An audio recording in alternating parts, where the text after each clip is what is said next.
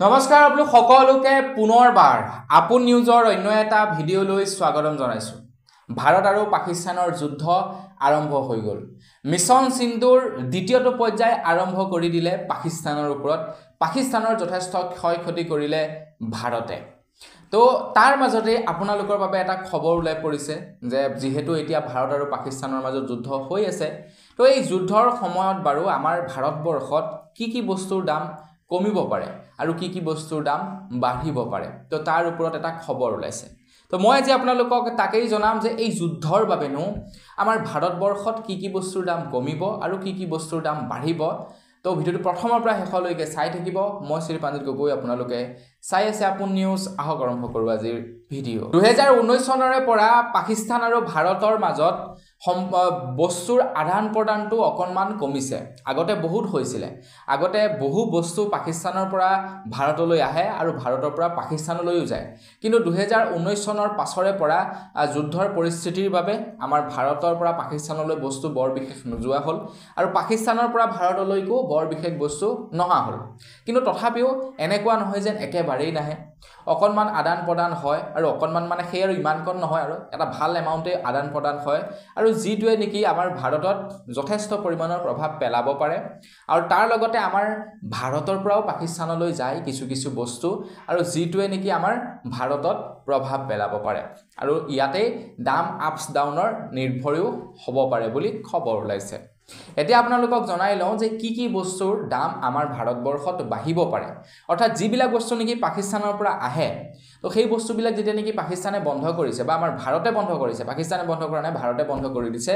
তো ভাৰতে বন্ধ কৰি দিয়াৰ লগে লগে সেই বস্তুবিলাকৰ নাটনি অকণমান নহয় অকণমান আমাৰ ভাৰতবৰ্ষত হ'ব আৰু তাৰ ফলত কি হ'ব, আমাৰ ভাৰতবৰ্ষত সেই বস্তুবিলাকৰ দামটো অকণমান ইনক্ৰিজ হ'ব, দামবিলাক অকণমান বাঢ়িব।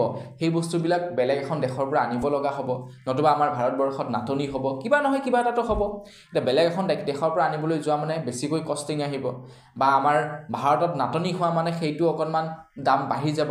পাকিস্তানৰ পৰা আনিবৰ কাৰণে ওচৰ হয়, যিহেতু একদম নিচেই গাতে লাগি আছে, তো সেইবিলাক মানে কথা থাকে আৰু যি কি নহওক কিনো দাম বাঢ়িব পাৰে, কি কমিব পাৰে সেই সম্পৰ্কে জনাম। এতিয়া প্ৰথমে জনাই লওঁ আপোনালোকক কি বস্তুৰ দাম বাঢ়িব পাৰে। পাকিস্তানৰ পৰা আমাৰ ভাৰতলৈ হেনো তৰমুজ আহে, দ্বিতীয়তে হৈ গ'ল মাস্কমলন আহে, চিমেণ্ট আহে, শিলৰ নিমখ আহে, শুকান ফল আহে মানে ড্ৰাই ফ্ৰুটছ আহে, শিল আহে, চূণ আহে, কপাহ আহে, তীখা আহে, চশমাৰ বাবে অপ্টিকেল সামগ্ৰী আহে, জৈৱিক ৰাসায়নিক পদাৰ্থ আহে, ধাতুৰ যৌগ আহে, চামৰাৰ সামগ্ৰীসমূহ আহে, আম আহে বুলি জনাইছে, ছালফাৰ আহে, কাপোৰ আহে, চপ্পল আহে আৰু মুলতানী মিট্টি আহে। এইসমূহ সামগ্ৰী পাকিস্তানৰ পৰা আমাৰ ভাৰতবৰ্ষলৈ আহে, কাৰণ আমাৰ ভাৰতবৰ্ষত সেই বস্তুবিলাকৰ নাটনি, যাৰ কাৰণে নেকি পাকিস্তানৰ পৰা এই বস্তুবিলাক অনা হয়। তো এই বস্তুবিলাক যিহেতু এতিয়া ভাৰতে বন্ধ কৰি দিছে পাকিস্তানৰ লগত সম্পূৰ্ণৰূপে বেপাৰ বাণিজ্য কৰা বা পাকিস্তানৰ লগত সম্পূৰ্ণ কমিউনিকেশ্যনে বন্ধ কৰি দিছে, তো সেই ক্ষেত্ৰত এইকেইটা বস্তুৰ দাম বাঢ়িব পাৰে বুলি এক অনুমান কৰা গৈছে আমাৰ ভাৰতবৰ্ষত। এতিয়া তাৰ লগে লগে কিছুমান বস্তুৰ দাম কমাৰো আশংকা আছে আমাৰ ভাৰতবৰ্ষত। এতিয়া যিবিলাক বস্তু নেকি ভাৰতৰ পৰা পাকিস্তানলৈ পঠায়, সেই বস্তুবোৰ যেতিয়া নেকি ব্লক কৰি দিয়া হ'ল, ৰখাই দিয়া হ'ল, সেই বস্তুবিলাক ভাৰততে থাকি যাব।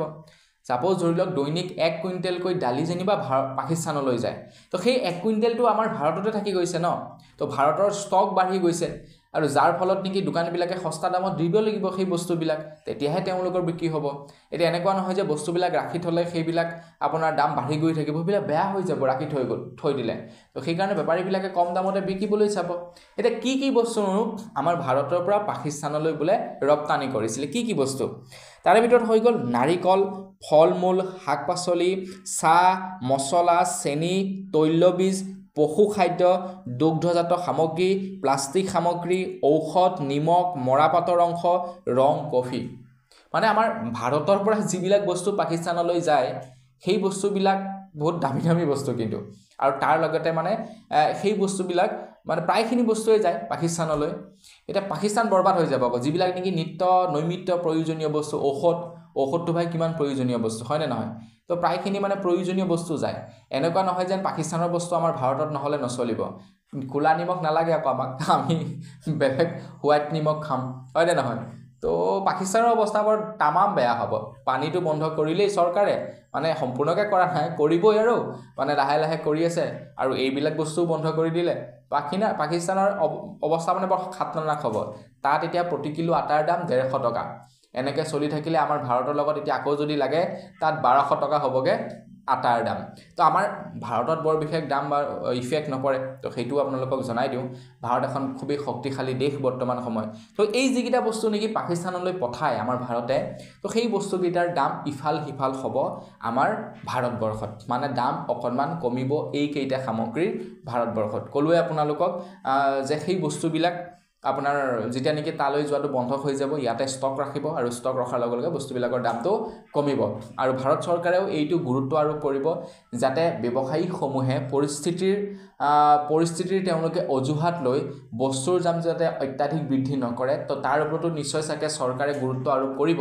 নহ'লে কোম্পানীবিলাকেতো প্ৰফিট খাবলৈ চাব ন যুদ্ধ হৈ আছে তেওঁলোকে দাম বঢ়াই দিব তো সেই বস্তুটোকো যাতে চাগে কণ্ট্ৰল কৰিব চৰকাৰে দামবিলাক যাতে বঢ়াব নোৱাৰে দামবিলাক যাতে কমে তাৰ ওপৰত চিন্তা চৰ্চা কৰিব এটা কিছুমান এনেকুৱা জায়গা আছে যিবিলাকত নেকি কাম বন সম্পূৰ্ণৰূপে বন্ধ হৈ গৈছে তো তেওঁলোকে মানুহবিলাকেতো চলিব লাগিব তো তাৰ কাৰণে চৰকাৰে এটা নিৰ্দিষ্ট পদক্ষেপ মোৰ মতে হাতত ল'ব তো বন্ধু বান্ধৱীসকল বছ আজিৰ ভিডিঅ' জনাবলগীয়া সৰু এটা ইনফৰমেশ্যন ইমানেই আছিলে জানি কেনে পালে কমেণ্ট ছেকশ্যনত জনাব যদি ভাল লাগিলে লাইক এটা কৰিব চেনেল যদি ছাবস্ক্ৰাইব কৰা নাই ছাবস্ক্ৰাইবটো কৰি ল'ব পুনৰ এটা ভিডিঅ' লগ পোৱাৰ আশা ভিডিঅ' আমি কিছু ধন্যবাদ জয় অসম।